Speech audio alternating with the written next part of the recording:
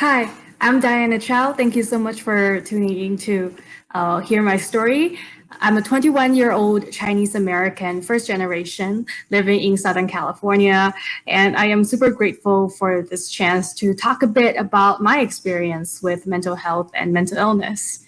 So a little bit more about me first. I am right now the founder and executive director of Letters to Strangers, or L2S, which is currently the largest global youth for youth mental health nonprofit.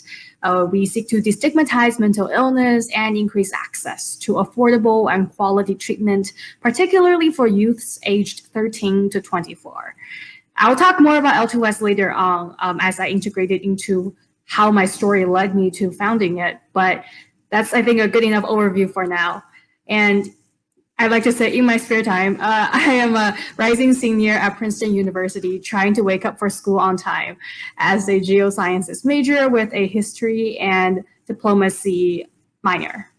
So I was born in a rural place in China's poorest province, Guizhou. So I'm an ethnic minority. We live in our own autonomous ruling zone in China, but everything pivoted when I was about 9 and my family moved to the US. And so this was a big deal, and we really wanted to pursue that American dream. The problem was that in order to make a new life here, we ended up selling everything we owned back home. And the year was 2007 when we moved. So then the recession hit and we lost everything. And so as things got worse and worse, a lot of years and generations of repressed trauma and anger and just emotional instability really exploded. And I became the sort of brunt of the receiving end. And I grew up increasingly hating myself and blaming myself for every single thing that could possibly go wrong.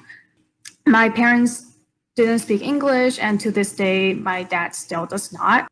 So when I was in middle school, it got to the point where I was actually working 3 jobs at the same time as I was trying to grow up.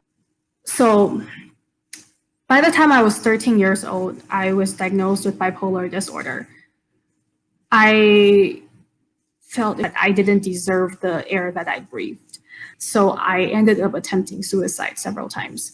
For the very final time, when I was about 14, my little brother was the one who found me.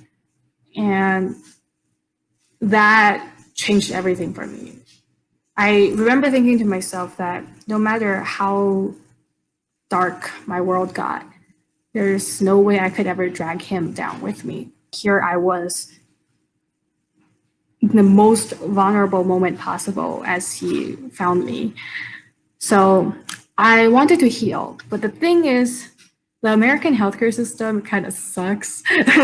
At the time, I and also my parents were really just living in denial that I had any concerns. And then, of course, there's also this whole idea that because a lot of these doctors and therapists, et cetera, are white, they don't really understand the cultural elements that contribute to the way that I felt. And I think that's a big thing, is that I've had a lot of experiences over the years of people trying to demonize my culture and my heritage and use that as an excuse for why they think I'm the way that I am. And sure, maybe some traditional aspects of it did impact me, but I don't want it to be seen as if me being born into this culture means that I am doomed or whatever else. There's so much healing and power and ancestry and just sheer strength in the culture that I grew up with that helped me along my healing journey. And to discredit that is, I think, a disgrace. And so I started writing letters. Now, I had loved writing for a long time, but I didn't really write letters before. And then this time I was writing letters to just strangers. And it just illuminated something for me, where I realized that even though I was trying to be so kind and empathetic to these strangers that I've never met, I couldn't do the same thing for myself. writing is humanity distilled into ink. So after a while, I figured if this is something that can help me, maybe it can help others as well. So that's when I started the Letters to Strangers student club at my high school. I only told, I think, like one or two friends about my bipolar diagnosis, and most other people, I told them that this club was like a educational sort of thing. I wasn't obvious about the mental health connection, and specifically my mental health connection. I was afraid of what people would think. It wasn't until after I graduated high school when I felt like I could fully embrace that part of me, since I could establish a new identity for myself in college. So I finally came out with like my full mental health story, and I made that whole mission pivot of L2S to explicitly focus on mental health. And then with that came like this really awesome growth that I never imagined could happen, where more and more people started to join L2S and just their chapters, and our programming expanded until now we have over 35,000 people in our network on over 20 countries in 6 continents around the world. And I've been very lucky to have been recognized for this work by some really cool people. So this year I was a Princess Diana Award winner. Last year I was Oprah Magazine's Health Hero, and I was the only American winner of the Global Changemakers cohort in 2019, etc.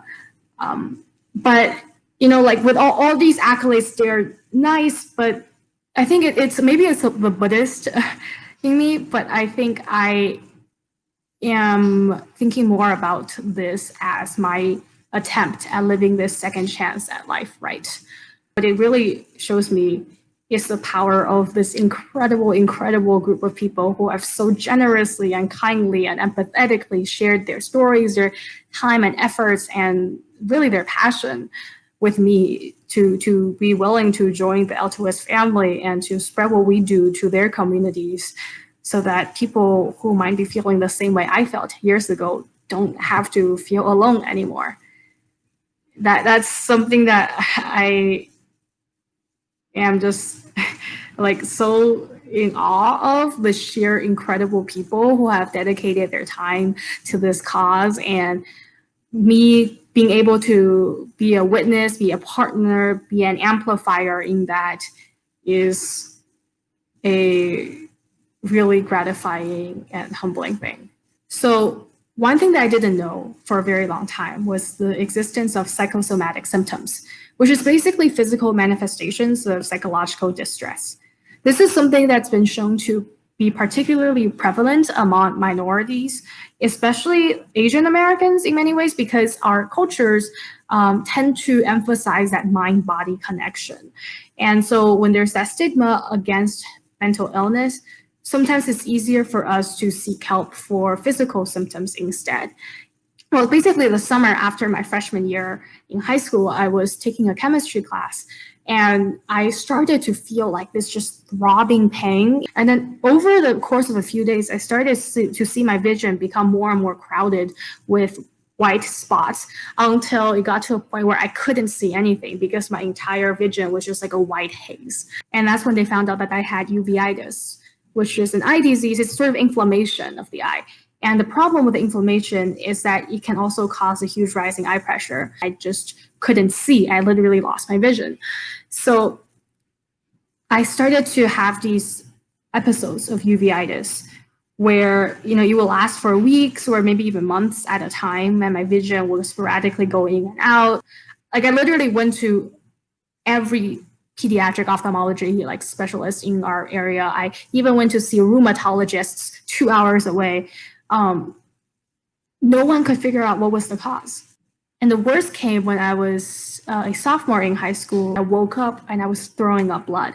So my mom rushed me to the ER, and that's when they found out I had like a huge episode of uveitis. I had a 110-degree Fahrenheit fever, and I couldn't hold down anything, not even water. And I soon basically lost my hearing as well. Like everything was just so inflamed. I legitimately thought I was going to die.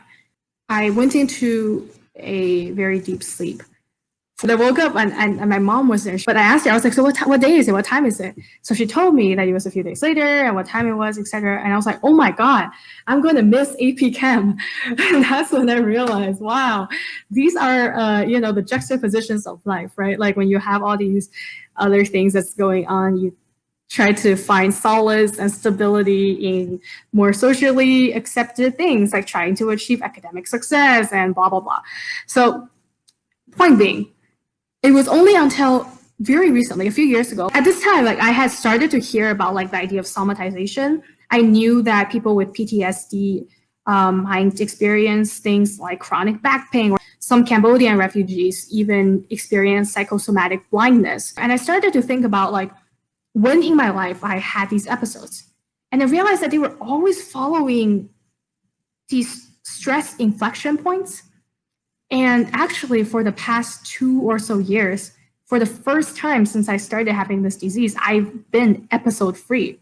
And these past 2 years have also been, I think, my most healing years mentally and emotionally. So I can't deny the very obvious connection there, especially because every single possible test we could have done to figure out like a biological reason for my uveitis came back as fine. So anyway, I'm at a point now where I think I'm very lucky to be able to share my story like this. And it took a lot of time to get here, a lot of writing. Before I wrap this up, one thing that I would really love to just share with you all is at L2S, we published the world's first Youth for Youth mental health guidebook last November. And it's this 80,000 word, fully illustrated A to Z of mental health. And it covers things like the basics, like types of mental disorders and how to navigate the healthcare system. But it also goes deep into intersectional things that I wish I had like information and education on back when I was a kid. So things like how race, ethnicity, religion, etc. affect mental health. And so this book was written entirely by 14 to 21-year-olds, but also reviewed by medical and industry professionals and experts from around the world. And if you want, you can download it in black and white for free on our website, letterstostrangers.org, or you can support us by purchasing a digital or physical full color copy and enjoy all the wonderful art. So that's kind of the gist of my story. If you're interested in learning more, you can follow us on social media at L, the letter L, the number 2, the letter S, mental health. So at L2S mental health. And that's all. Well, so thank you so much for listening. My name is Diana Chow, and my story is my superpower.